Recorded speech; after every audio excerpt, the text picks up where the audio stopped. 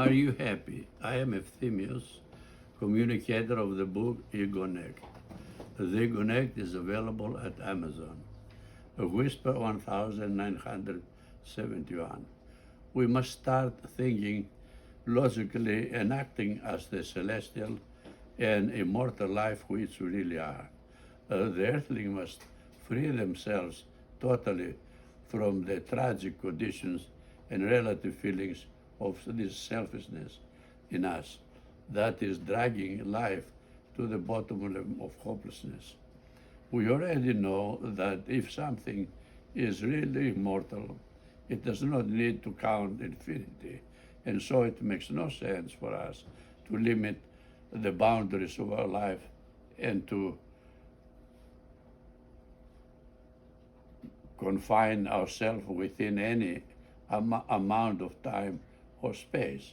It makes no sense either for us to create on planet Earth borders for any excuse and of any kind whatsoever.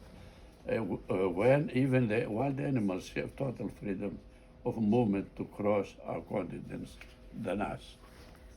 Whisper 1972. We are not visiting planet Earth to live in confinement or to just perish. Whisper 1973. So this new millennium must be the beginning of real freedom and the infinity life of the earthling too.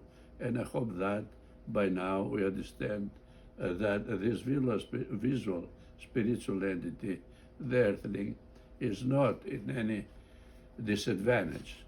Whisper 1974. Instead of centuries, we should start to count only millennium. And in order to reach the stars and locate the spring of immortality too, we need to manage to travel with the speed of zetas, yes, with the speed of a thought. Whisper 1975. The earthlings are not just an experiment or a worthless weight, nor are they hostile and self-destructive elements or just creatures related to the animals. The human duplicate is visiting us to live through our earthly self, like the human of planet Earth, meaning a glorious life. And we must never forget that the special material, the composite of the body, stardust, is the biggest advantage that we could ever imagine to have. Yes, our visual structure is indestructible too, because as the only alive reality, it cannot be otherwise. And that's why we're immortal reality indeed. Whisper 1976. The new millennium must become the starting point of the epoch of our war against the familiar time and against man-made political terror, income discrimination, and the zero-force nightmare, including the oncoming horror from the affiliated extensions of new viruses. And this epoch will be a devastating but a victorious epoch.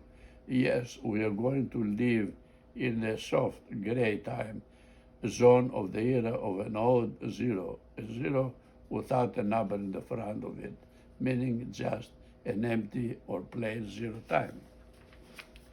A whisper on 1977. The human will help now the earthling to be reinstated back to total life. Whisper 1978.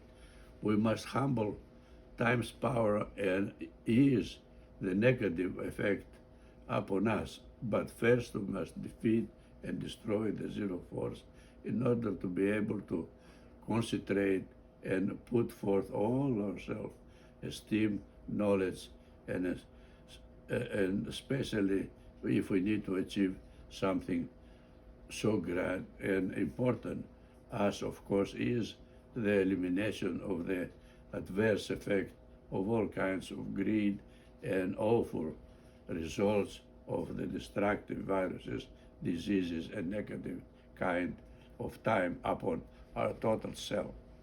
Whisper 1979. Do not forget, my dear friend, that EgoNect's birth time is the year 1988, and so who knows when it is going to be published. I say that because usually the powers of envy have the wisdom to choose the time of glory of their enemy as well as the destruction, because they need challenge too. The EgoNect introduces our future self, Efthymius.